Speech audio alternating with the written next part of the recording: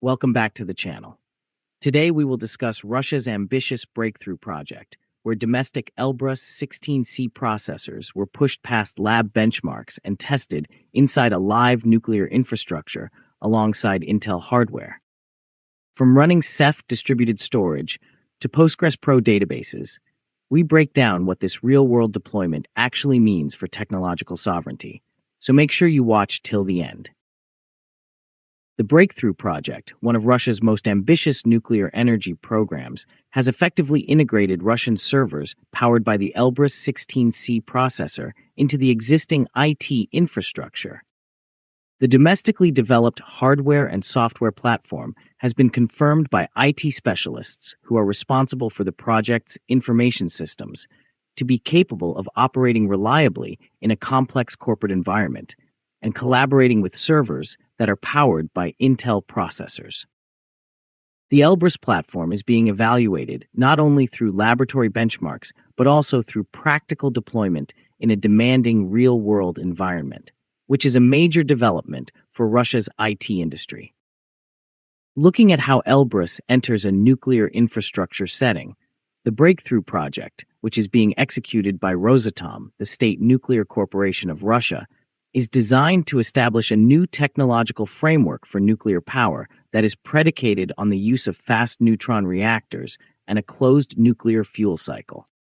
At the Siberian Chemical Combine in Seversk, Russia, an experimental demonstration energy complex is being built around the Brest OD-300 reactor, in addition to facilities for nuclear fuel production and reprocessing.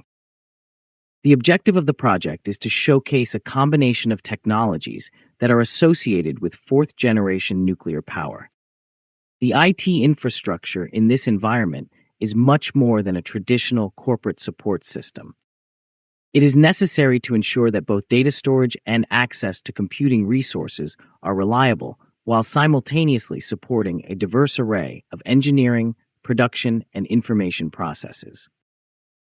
Moving from initial procurement to real-world operation, back in 2022, JSC ProRev started a procurement process for specialized import-independent equipment to modernize its data center.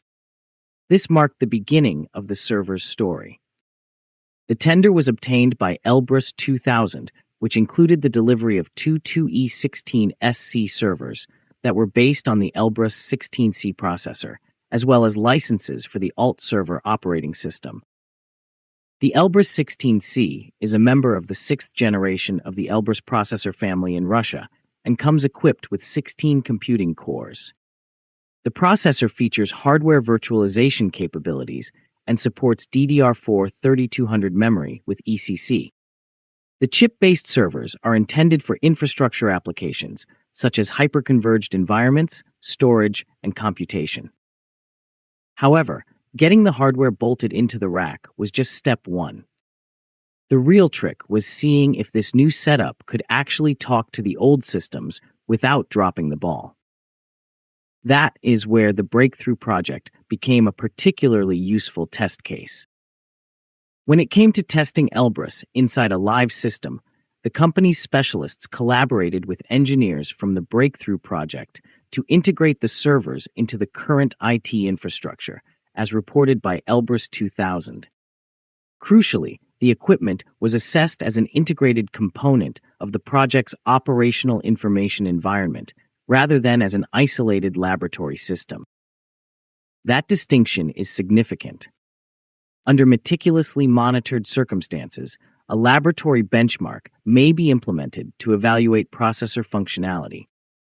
The complexity of a genuine corporate infrastructure is much higher.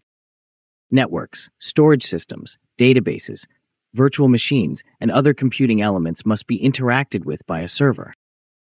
The Ceph software-defined distributed storage system was deployed using the Elbrus-16C servers at Breakthrough. Distributed data storage across multiple computing platforms is the objective of the system. Ceph functioned properly on the Russian hardware platform, as per the project participants. Another major test was conducted with the Postgres Pro database management system. The database exhibited data processing rates that were deemed adequate for the project's needs on the 16-core Russian processors. This is significant because the practical efficiency of a server is contingent upon a multitude of factors, in addition to the processor. Ultimately, the usefulness of a platform in an actual environment is determined by the interaction between the CPU, operating system, system software, and applications. Stick around, because up next we are analyzing how hardware virtualization performed under real user traffic and how these Russian servers handled coexisting directly alongside Intel chips. Don't go anywhere.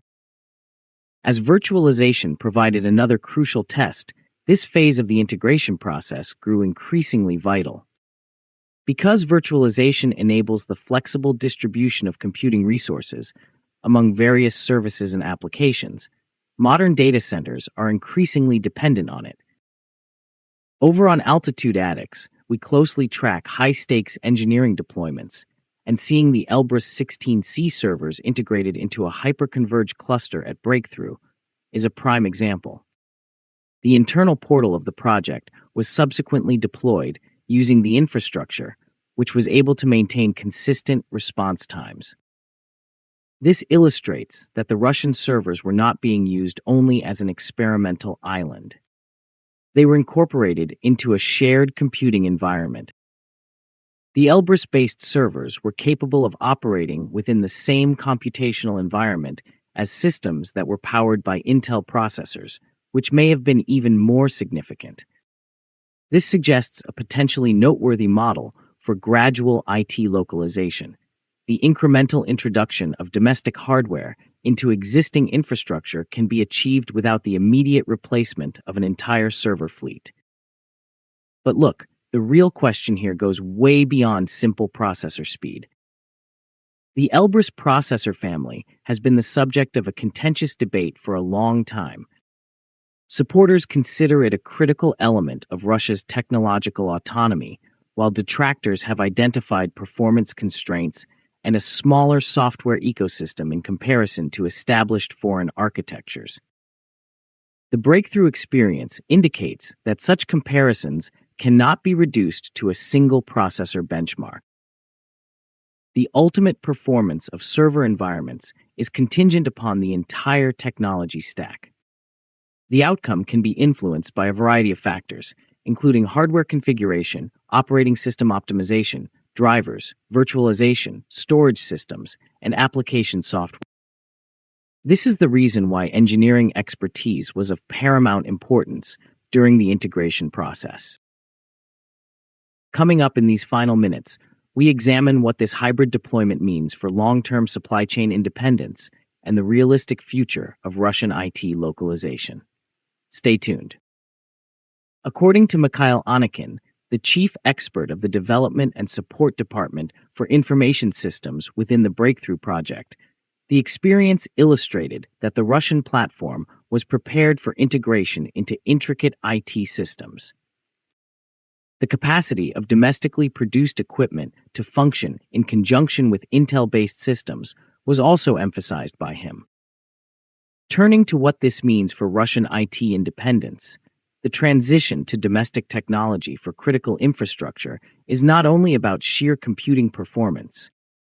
The capacity to maintain and support a platform over the long term, independence from foreign suppliers, and control over the technology supply chain are all equally significant. That consideration is particularly pertinent to Breakthrough. The project is designed to function as a long-term technological platform for next-generation nuclear power, necessitating that its digital infrastructure maintain a high level of technological independence and reliability. Here at Altitude Addicts, we analyze complex technical systems, and the effective deployment of Elbrus-16C servers does not imply that Russian processors outperform Intel in every workload. That would be an unjust conclusion.